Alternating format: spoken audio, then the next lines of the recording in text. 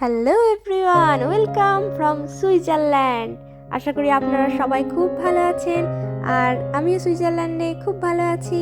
তো আজ সানডে, সুইজারল্যান্ডে একটা অসাধারণ রোদ ঝলমলে দিন, আর আমিও বেরিয়ে পড়েছি সুইজারল্যান্ডে একটা দিদির বাড়ি যাব বলে।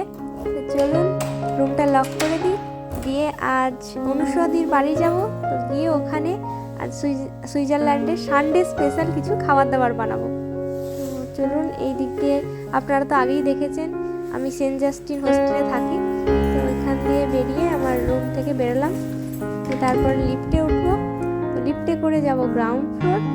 তারপর গ্রাউন্ড ফ্লোর থেকে বেরিয়ে এই যে আমাদের কিচেন, এটা কিচেনে আমি হাতটা ধুলাম, ধুয়ে নিয়ে আর দেখুন কি সুন্দর চারিদিকে একদম হলুদ হলুদ পাতা।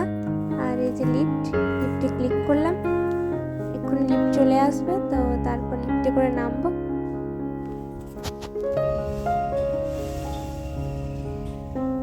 লিফটে করে চলে এসেছি গ্রাউন্ড ফ্লোরে। তো গ্রাউন্ড ফ্লোর থেকেই সামনেই আছে মেন গেট। তো ওই মেন গেটটা, দুটো মেন গেট আছে, কারণ এখানে যেহেতু প্রচণ্ড ঠান্ডা পড়ে, তো সেইটার জন্য এগুলো সব কাঁচ দিয়ে ঘেরা। আর আজকের আকাশটা অসাধারণ সুন্দর লাগছিল, রোদ ঝলমলে। টেম্পারেচারটা যদিও অনেকটাই কম ছিল, মেবি 1-2 হবে, বাট তাও রোদ হয়েছিল বলে দারুণ লাগছিল। আর বাইরে বেরিয়ে এসে রিফ্রেশিং কোল্ড এয়ারটাতে একদম দারুণ ফিল হচ্ছিল। এখানের বাতাসটা এত ক্লিন, আপনি যদি প্রাণ ভরে নিঃশ্বাস নেন আপনার সমস্ত ক্লান্তি দূর হয়ে যাবে। তাই আর চারিদিকে এখন যে ফল সিজন, এই জন্য পাতাগুলো হলুদ আর এই যে অরেঞ্জ হয়ে আছে, সেই জন্য চারিদিকটা একদম অসাধারণ সুন্দর লাগছে। দেখুন এই যে সেন্ট জাস্টিনের চারপাশে এত সুন্দর গাছ লাগানো আছে, আর এখানে মোস্ট অফ দ্য পাতাই হচ্ছে ফলের জন্য ঝরে পড়ছে এখন। চারিদিকটা অসাধারণ সুন্দর। তো চলুন আপনাদের আমি যাওয়ার পথে আমার ইউনিভার্সিটিটাও দেখিয়ে দিই। এটা যে ইউনিভার্সিটিতে আমি রিসার্চ করি তার আর্টস সেকশন।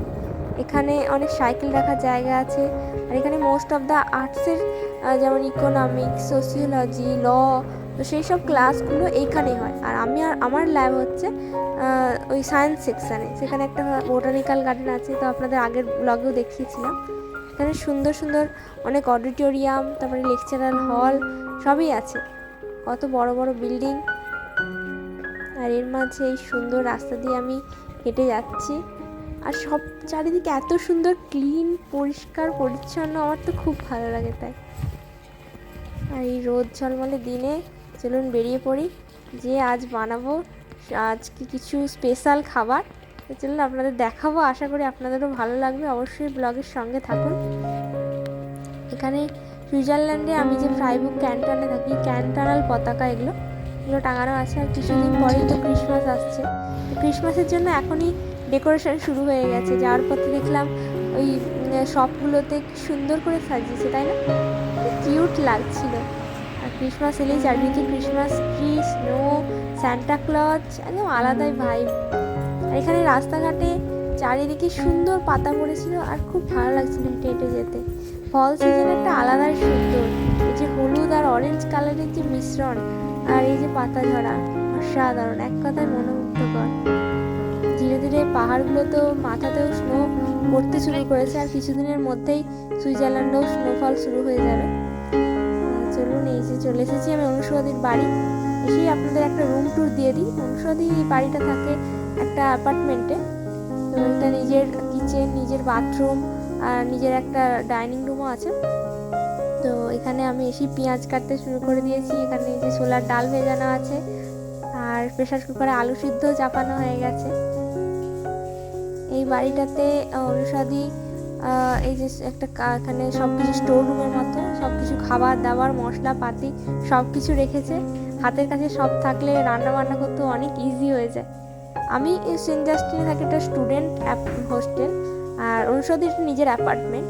তো সেই জন্য এগুলো সব আলাদা আলাদা করে আছে আর কি। অনেকটা বড় রুম, অনেক ফেসিলিটিও বেশি, আর এই জন্য রুমের ভাড়াটাও অনেকটা বেশি। এখানে অনুষদিকে মনে হয় 1000 ফ্র্যাঙ্ক বা তার বেশি পে করতে হয়, সঙ্গে আবার ইলেকট্রিক আর জলের জন্য আলাদা করে টাকা দিতে। একটা সুন্দর ব্যালকনি আছে, এখানে যে ধনেপাতা গাছ লাগানো আছে। মোটামুটি ইন্ডিয়ান কারেন্সিতে 1 লাখ টাকার মতো দিতেই হয় পার মান্থে।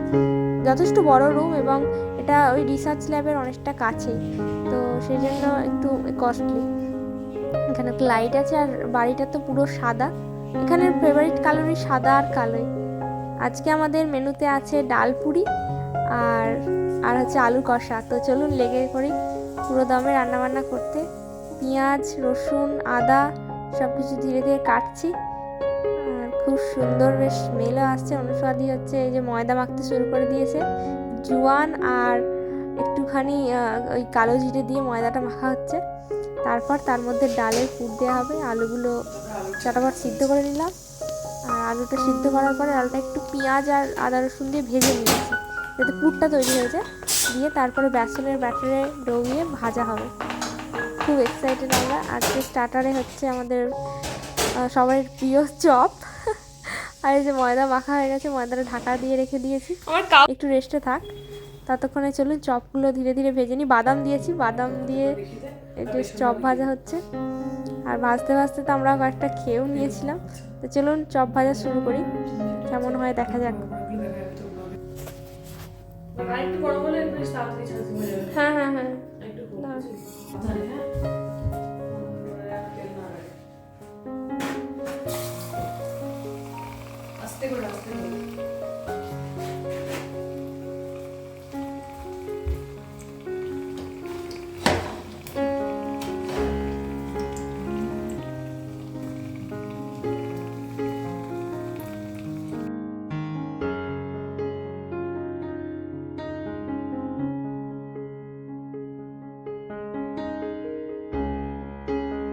এই যে আমাদের চপ ভাজা হয়ে গেছে, অনেকগুলোই চপ হয়ে গেছে।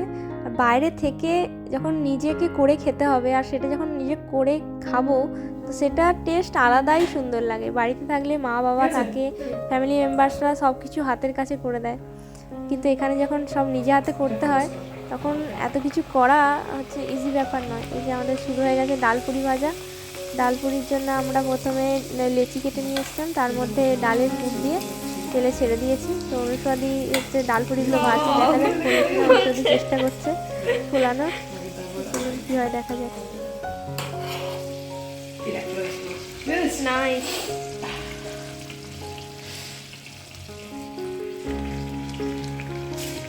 সেসব দিয়ে আমরা ডাল পুরি লুচি ফোলাতে পেরেছি। আর এর মাঝেই আমি বানিয়ে ফেলেছি টেস্টি আলু কষা। আর কালারটা কিন্তু অসাধারণ আর গন্ধটাও অসাধারণ আসছিল। তো খেয়ে আপনাদের অবশ্যই জানাবো যে কেমন হয়েছে। আমাদের মেনুতে আছে বেগুন ভাজা,